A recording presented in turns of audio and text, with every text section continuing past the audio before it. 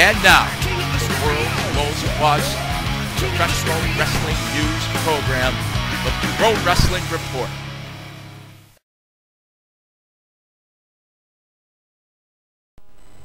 Welcome to PWR News. Jeff Hardy suspended from WWE. Bobby Lashley heading to another wrestling organization. Pro wrestling avoids new legislation in Georgia, and TNA Destination X results. Good evening, I'm Dameon Nelson. And I'm Frank Cosentino. Let's get right to tonight's top story. Thank you, Frank. Jeff Hardy suspended from WWE for substance abuse and drug testing policy violation. This is a second recorded violation. His first was in July of 2007. WWE policy does allow for talent to continue working unless it is determined that they need immediate drug rehabilitation after the second offense. Jeff Hardy debuted for WWE in 1995 and was released in May of 2003 for an alleged drug problem. Hardy worked for TNA Wrestling from January 2004 to August 2006 when he returned to WWE. It is unknown what the exact violation was at this time. WWE has offered past talent the opportunity to participate in company-funded rehab, and to this date, 4 members of their talent pool have participated in that. Bobby Lashley will continue in the wrestling business. WWE No Complete Clause ends May 10th. After being released in February, Lashley spent time training with the American Kickboxing Academy in San Jose at an MMA event. PWR sources indicate that TNA has expressed interest in signing Lashley. Lashley is believed to have asked for his WWE release due to a conflict over treatment of his girlfriend, Crystal Marshall. Marshall was released on October 19, 2007 after a notable angle with Teddy Long. Lashley debuted with WWE in 2005 and wrestled his last match in August of 2007 due to an injury that has he has an extensive amateur wrestling background. Professional wrestling avoids new legislation in Georgia. A bill was on the books that would have allowed the state boxing commission to perform physicals and drug tests on WWE and TNA professional wrestlers. However, once passed, the bill was only applicable to mixed martial arts talent, such as those of the UFC. This week's professional wrestling ratings go as follows. WWE scores with a 3.6 first hour, 4.0 in the second hour. TNA Impact goes with a 1.2 composite. WWE SmackDown 2.6, and ECW comes in at a 1.2 rating. WWE WrestleMania 24 coverage. PWR, again, has the most coverage outside of WWE of WrestleMania 24. Linda McMahon appeared on Mad Money on CNBC earlier this week and stated that 61,000 tickets have been sold and over $5 million in revenue generated so far at the Citrus Bowl.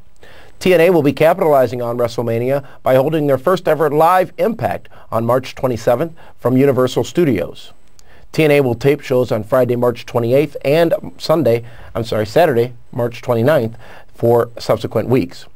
Ring of Honor will also run shows that weekend. They will be also hosting a fan fest at the Orlando Jai Ali with appearances with ROH World Champion Nigel McGuinness, Jay and Mark Briscoe, and Austin Aries. This follows the tradition of hosting events in the WrestleMania host city for the last few years. Let's talk about some WWE upcoming events. Tonight they will be in Waco, Texas, followed tomorrow night by events in Alexandria and Tyler, Louisiana. Beaumont, Texas on Sunday at a special 3 p.m. start time, and Bossier City, Louisiana on Sunday as well with a special 5 p.m. start time. Raw will be live this Monday night from Lafayette, Louisiana at the Cajun Dome, and SmackDown will be taped on Tuesday from Biloxi, Mississippi. Total Nonstop Action heads to the midsection of the United States, heading to Pikeville, Kentucky, March 14th, Springfield, Missouri on March 19th, Evansville, Indiana on March 20th, and then the gateway to the West, St. Louis, Missouri on March 21st. Ring of Honor will be in Dover, New Jersey, March 14th and 15th. They will also be taping segments for an upcoming film called The Wrestler at those events. Philadelphia will host a pay-per-view taping for Ring of Honor this Sunday, March 16th. For more information, go to ROHWrestling.com. Chris Harris debuted for WWE. Chris Harris did so this week at the SmackDown taping in Chicago in a dark match against Shelton Benjamin, which he lost. Harris decided not to renew his TNA contract in January and signed a WWE contract soon thereafter. He's said to have been very unhappy in TNA, a company that he had been with since its formation in 2002. Dameon, we talked about on this very program, Hulk Hogan and Eric Bischoff to launch Celebrity Wrestling TV show. Episodes will air on the CMT network. No debut date has been announced. There'll be 8 episodes and a 2-hour live season finale. They will find celebrities to train and then have them wrestle in matches. Tapings will be conducted in Los Angeles, California. Hogan will continue to host very popular show NBC's American Gladiators. TNA Destination X pay-per-view was this past Sunday. They drew upwards of 3,000 fans to the Scope in Norfolk, Virginia.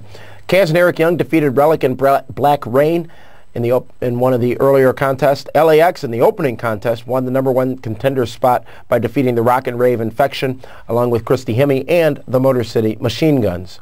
Shark Boy and Curry Man defeated Team 3D in a Fish Market street fight. Robert Roode with Miss Banks defeated Booker T with Tracy Brooks in the Stand By Your Man strap match, where we also saw the return of Sharmell. Rhino defeated James Storm with Miss Jackie Moore in the Elevation X match. Black Machismo defeated P.D. Williams with Raka Khan to retain the X Division title. Awesome Kong with Raisha Saeed defeated ODB and Gail Kim to retain the TNA Knockouts title. And in the main event, Samoa Joe, Kevin Nash, and Kristen Cage defeated the Angle Alliance of Kurt Angle, AJ Styles, and Tomko when Joe made Tomko tap out. Watch PWR Interactive for a full wrap-up and review of TNA Destination X along with Meathead and myself. Remember, PWR Interactive is your spot after each WWE and TNA pay-per-view for immediate analysis and your calls and a wrap-up of the show. Let's go down to our weekly top 3, where we choose one superstar in each of 3 categories: singles, female, and tag team. My top 3 this week are Shane McMahon, Sharmell, and the Latin American Exchange. And my top 3 are as follows: John Cena, Awesome Kong, and I'm also going to go with LAX. With that, we're going to take a break, and when we come back, we're going to go in-depth on the return and career of Chris Jericho. For a living, you buckle up every time, whether you drive one of these or one of these. Truckers know what I'm talking about, because no matter how good a driver you are, trouble can still happen. That's when you want to keep your safety belt on to keep you steady, behind the wheel, in control, and looking out for everybody. Safety is a professional driver's responsibility. Remember, you're the one who drives for a living. A message from the U.S. Department of Transportation. Welcome back to Pro Wrestling Report News. Dameon Nelson, Frank Cosentino, Meathead off this week. We'll be back soon here on the Pro Wrestling Report. Frank, let's go in depth, a new segment here, and let's talk about Chris Jericho. For those of you who don't know, Chris Jericho returned to WWE in November of 2007. He had been gone since August of 2005. His return was hugely hyped with the viral Save Us campaign, had an immediate program with WWE Champion Randy Orton, which obviously, if you haven't seen it already, you can see the interview with his father, WWE Hall of Famer Cowboy Bob Orton, on the PWRshow.com website right now. Next program for Chris Jericho was with JBL, which had some intensity to it, and just this past Monday night winning the Intercontinental Championship in the same building that he lost it in at Cyber Sunday 2004. Frank, your thoughts so far on the return of Chris Jericho to WWE? It's worked out well in my opinion. Right away, off the top, huge pop. And that's what we were looking to see. And we were all kind of speculating who would he kind of match up with. And there were a bunch of options that he can go to. At this point, everything has worked out, culminating with the Intercontinental belt now in his hands and around his waist from last Monday. It's worked out so far, but does it have legs? And it's all up to the WWE fans to make it work. He has all the tools still. It's like he hasn't lost a step. But it's all about the fans and seeing how, if they're going to let him slide. And obviously, what the writers are going to do.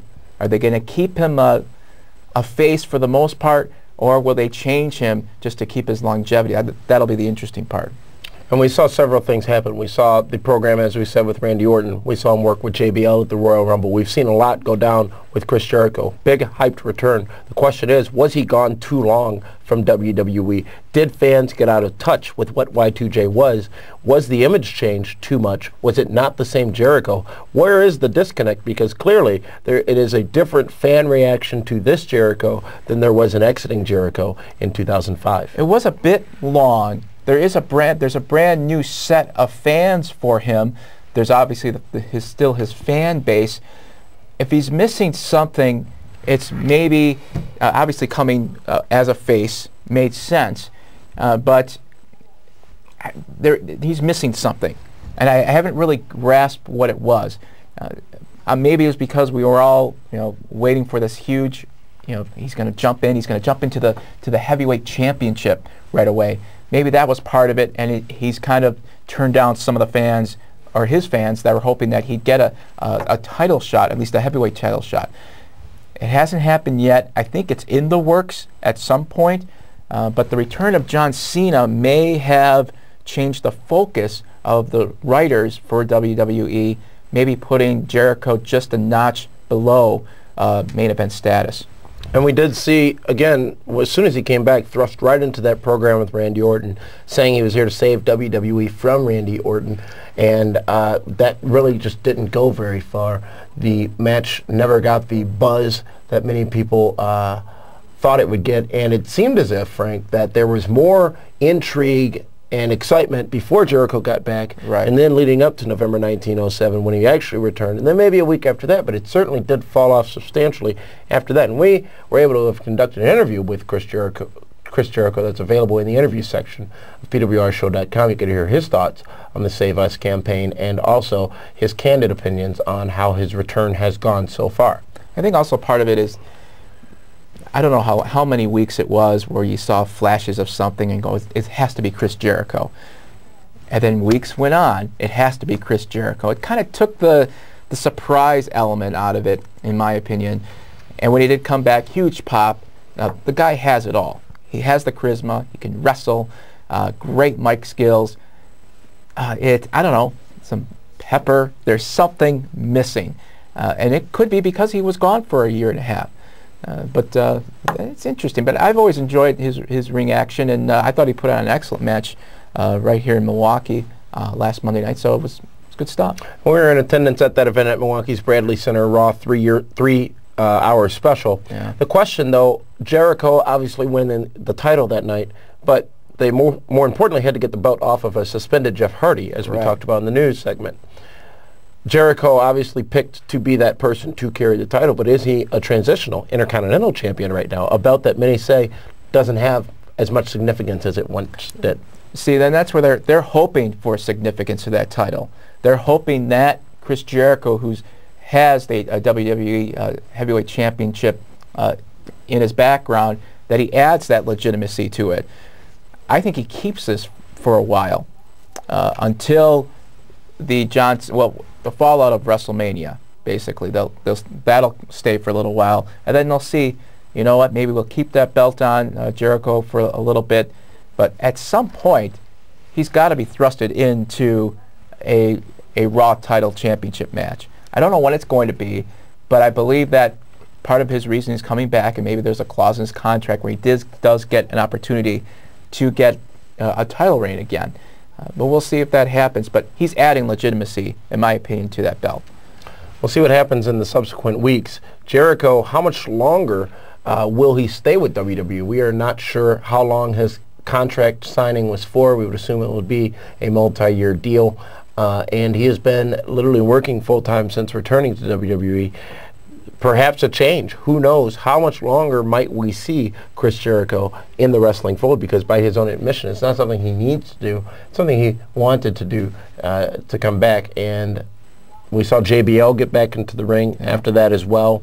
So is this his last run? Obviously, yes. How long do you anticipate this run lasting of Chris Jericho? I'd say 2 to 3 years, unless he just continues this if he gets a title reign and the fans are behind him and he stays healthy, which is the most important out of any wrestler, I'm going to anticipate he signed at least a 2-year deal minimum, because it does take a while to get back into it. And he does have the name, and he's got a huge Canadian fan base, which is it's off the charts. I see him 2 to 3 years, and then he's got to sit down and think about it. Is it worth another couple of years, falling on your back and the travel, and then hoping to stay healthy? It's an opportunity to make as much money as possible. I think that was part of the reason why he came back, where he did have an opportunity, whatever his dollar figure is. He may not get that in the real world per se. And kudos to him for staying healthy during that period of being out.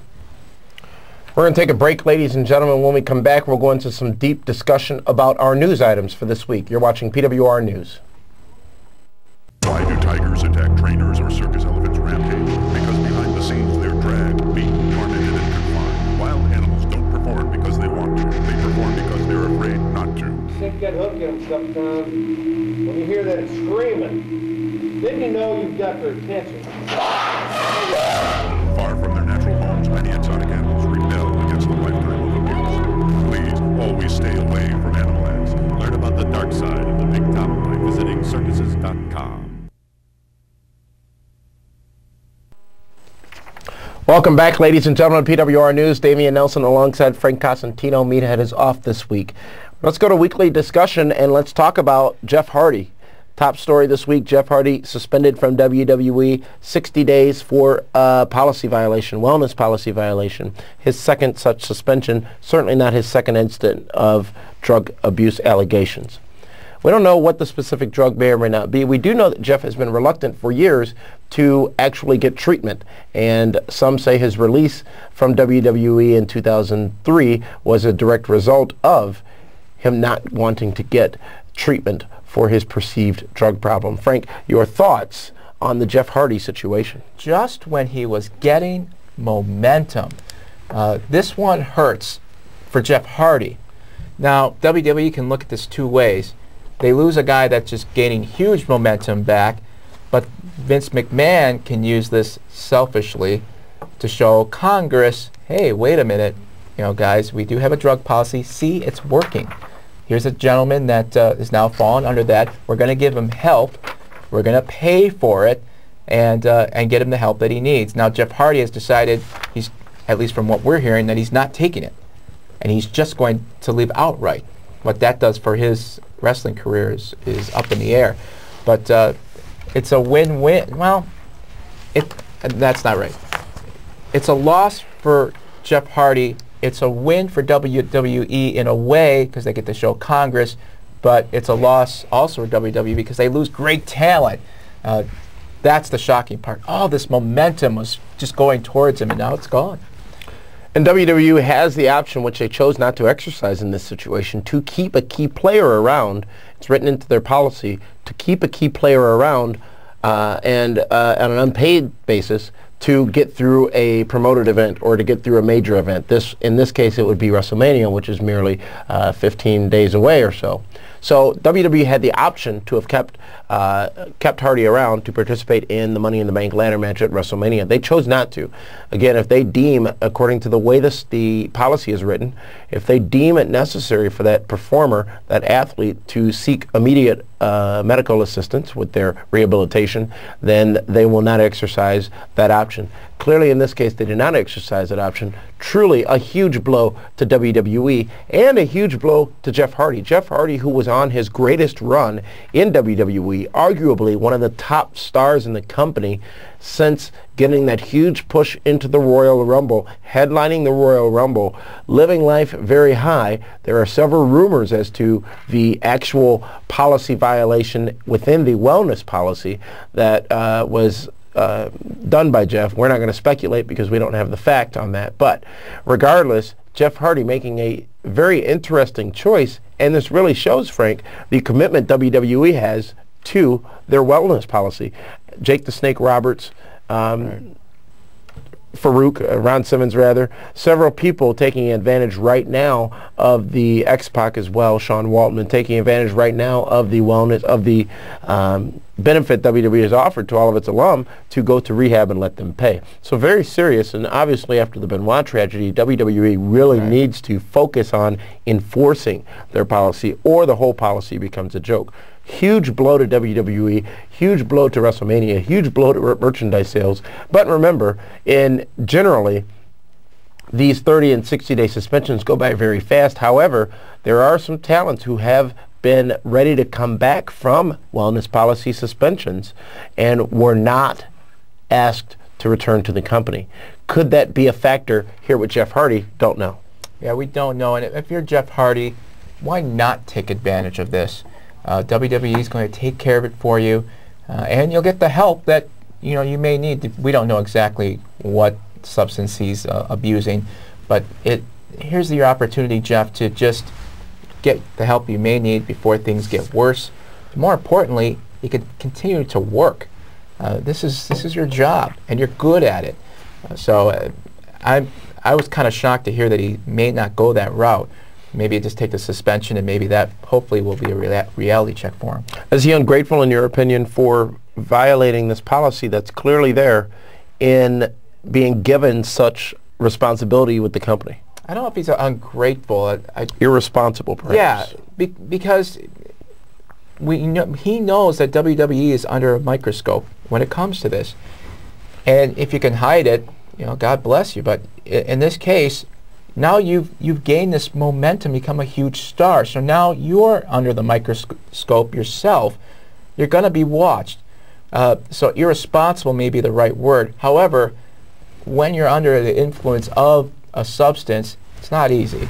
I can't speak for it. Thankfully, I'm not that way. But it's unfortunate because the guy's such a great talent. Doesn't need to do it. So. Let's move on and talk about Bobby Lashley, who may indeed be showing up in mixed martial art, which could include the UFC or even TNA.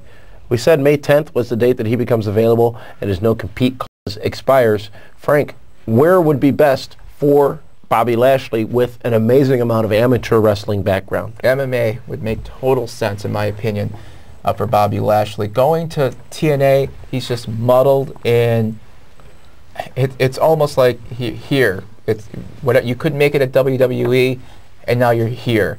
It just doesn't look good for his wrestling career. In my opinion, if he goes to MMA, he's still young enough where he can gain those skills and go that route. With TNA, he's just going to be in a mishmash of stars there, and his wrestling ability average at best right now. And WWE kind of saw professional wrestling. Professional wrestling. But with MMA, he's got room to grow, in my opinion. And at TNA, he won't. He'd just be in the middle of a bunch of stars that he wouldn't get the exposure that maybe he wants.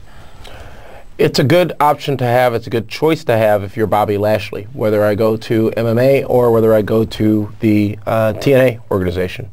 What Lashley says that travel was one of the contributing factors to his decision to ask for his release from WWE. And obviously travel not as big an issue with TNA, but it certainly will be someday, if not sooner than later.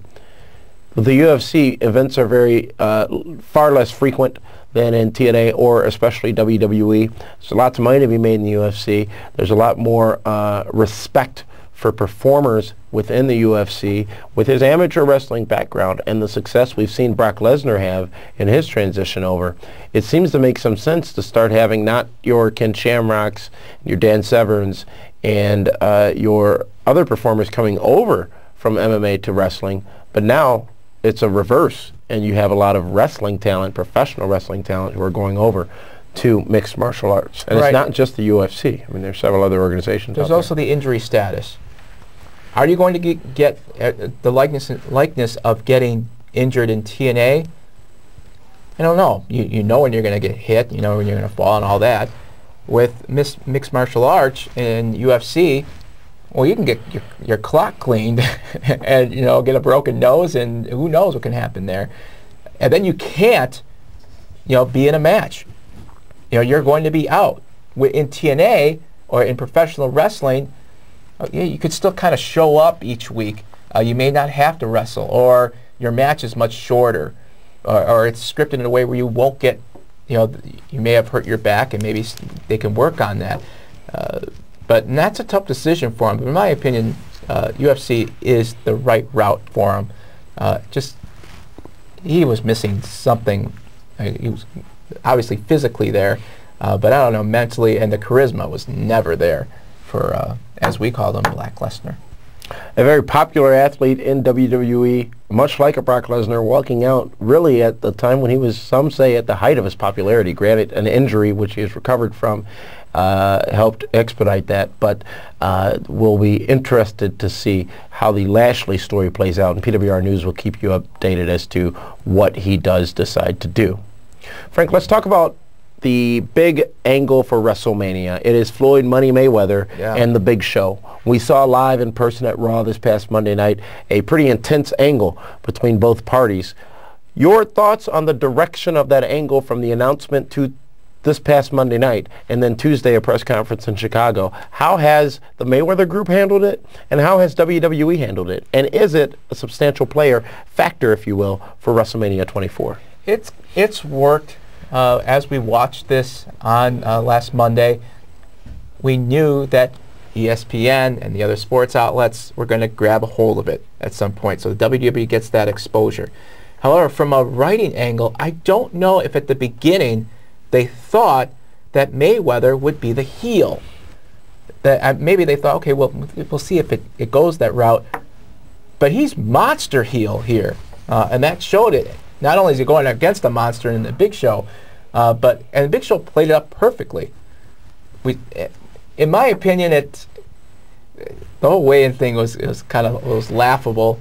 I thought for sure maybe they would, they're going to add 50 pounds somehow to the Big Show, but give credit to a lot of credit, in my opinion, to the Big Show for making this work.